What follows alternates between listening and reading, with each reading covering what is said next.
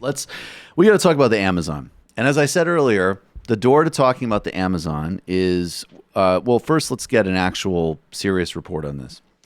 This is a sound from Democracy Now! This morning with an Amazon Watch. Andrew Miller from Amazon Watch explains the stakes to Amy Goodman. Problem in Brazil. Let's restart that. Amazon Watch's Andrew Miller was on something Democracy that wouldn't Now! have happened just 5 years ago. Not just the fires that we're seeing, which of course are incredibly visual and have really drawn the world's attention to what's happening, but the scope of the problem is much broader, really, in terms of the policies and the rhetoric of the Bolsanaro administration, which is not the first time, of course, that the Amazon has been under assault and not the first time that indigenous peoples have been facing threats. But we've really seen an acceleration of, and an exacerbation of a lot of the symptoms. Of course, the fires, as you mentioned, are up essentially 80% over the same period last year. But we're also seeing other symptoms like deforestation rates also being up, in a very terrifying way in recent months, and the pressures and threats that indigenous peoples are facing on the ground from the illegal miners, from the land grabbers, from the loggers. So can you explain what Bolsonaro is charging? That NGOs are setting these fires? Talk about the map of the areas that indigenous people control, where these fires are.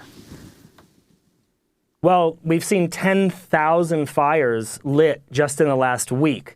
So the map of where the fires are is across the Brazilian Amazon and other parts of Brazil, actually. But if you look at the map of Brazil, if you look at the Brazilian Amazon from space, essentially, in some cases you can see where the indigenous territories are, because that's essentially where the trees are still standing.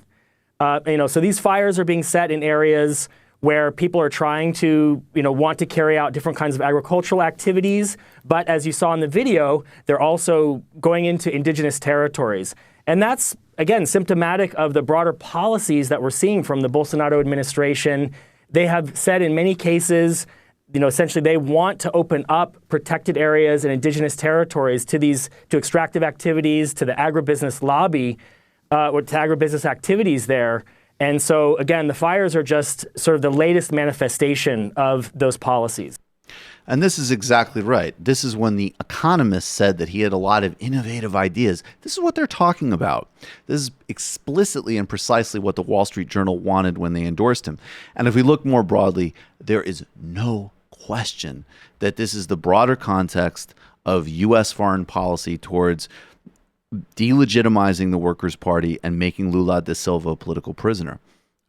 This is a new report. Leaked documents to Open Democracy show Brazil's Bolsonaro has grave plans for the Amazon rainforest. And this is specifically about whipping up, using rhetoric to basically attack indigenous people, basically in a fascist, grab of land and resources.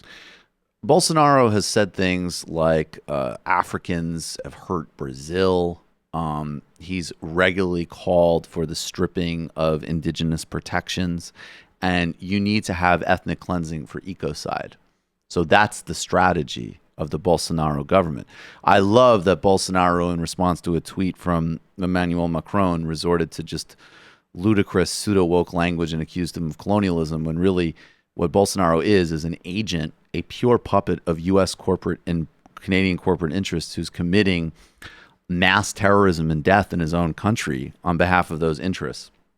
And I want to put one really important thing in the story, and then we'll get to the fun part, which we can all enjoy. The Lava Jato investigation, which I've covered so many times on TMBS in this show, and I hope people can increasingly understand why.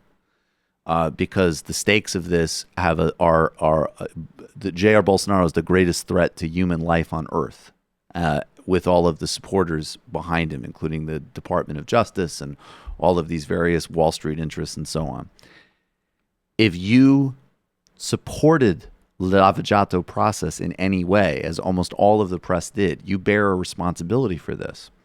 And there's a really important move, including The Guardian, New York Times, Washington Post, Jimmy Dore. It's true.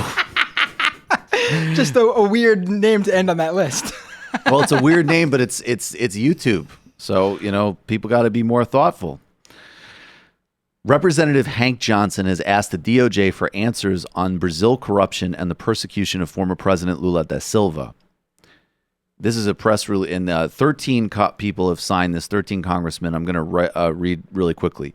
Rahul Grijalva of Arizona, Eleanor Holmes Norton of D.C., Jared Huffman of California, Susan Wild of Pennsylvania, Adriano Espaillat of New York, Veronica Escobar of Texas, Ilhan Omar of Minnesota, Deb Haaland of New Mexico, Mark Pocan of Wisconsin, Jesus Chuy Garcia of Illinois, Emmanuel Cleaver of Missouri, Ro Khanna of California, have all signed a letter that was led by Congressman Hank Johnson of Georgia.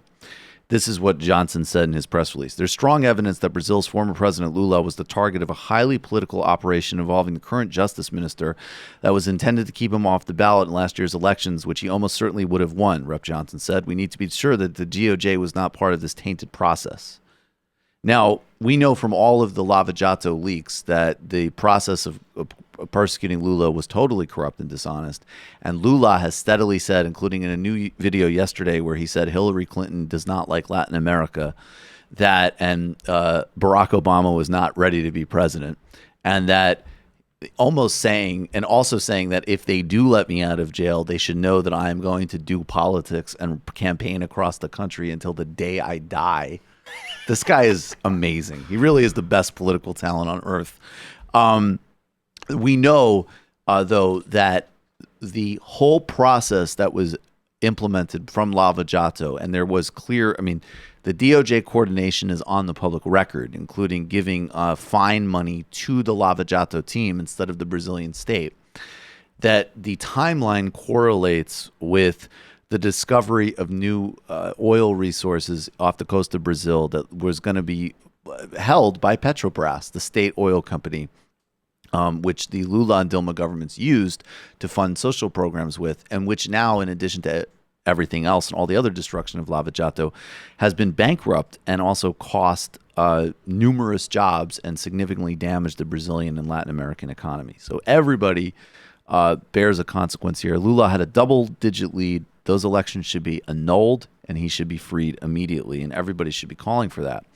Now, there's another guy that had some thoughts about Bolsanaro, and that is, I criticize a lot of people, but I've always maintained this is the stupidest guy. There is no greater fusion of stupid and craven. I absolutely would pick Jimmy Dore in some type of game over this guy. Yeah, no one worse than this guy. Dave is the archetypal useful dumb guy. Absolutely. Here's Dave Rubin reminding us of his deep insight on Jair Bolsonaro. What is your opinion on Brazilian Prime Minister Bolsonaro? Oh my God! Regarding what? Can we just play that again?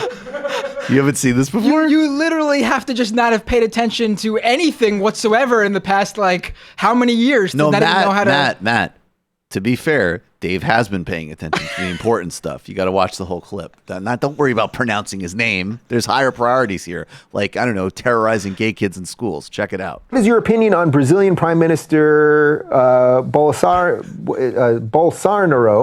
regarding, there's a lot of things moving here, deforestation of the rainforest. P.S. I'm a Christian. I'd bake you a cake, though. I don't know enough about him, but it sounds like he really hates Marxism and he's really pushing Brazil to become more of a world leader, and that he actually is for capitalism, and he's trying to get some of the SJW stuff out of the schools. I just saw a tweet by him a day or two ago. So on that front, and I don't know a ton about him, that all sounds good to me.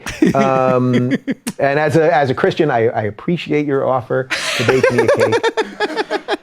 Oh man, thank you for playing that. What a fantastic birthday gift.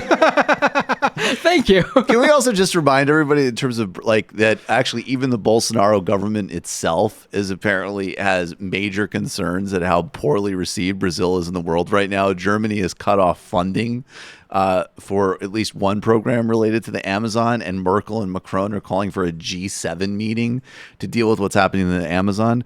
Lula was the most popular politician on earth when he was president, and Celso Amorim was called the best foreign minister in the world. So in terms of like really making Brazil better positioned in the world, might need to rethink that one, dummy Dave. The funny thing to me is before he brought up that he read a tweet or two from him, I was assuming that all he knew about him was deforestation. And his first response to hearing that was, well, it's great to hear he hates Marxism. I mean, it basically was. This was before. To be fair, I'm sure Dave, this was several months ago. I'm sure Dave is totally up on this and will clear his schedule of really deep podcasts that he has planned about, I don't know, like Oberlin students like protesting teepees or something in order to deal with the fact that the lungs of planet Earth are getting burned up. I have no doubt that Dave is planning content. More likely Tim Pool's going to be on next week.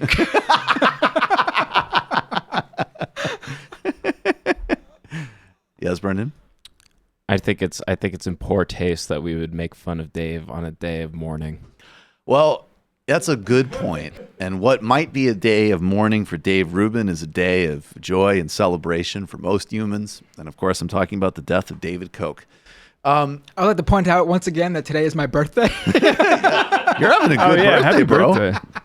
Look, I mean, look. What a gift. I think the just general principle always applies, which is like, okay, this is a great joke from our buddy comedian David Feldman. Check out the David Feldman Show. As per his request, billionaire David Koch will be cremated along with the rest of planet Earth.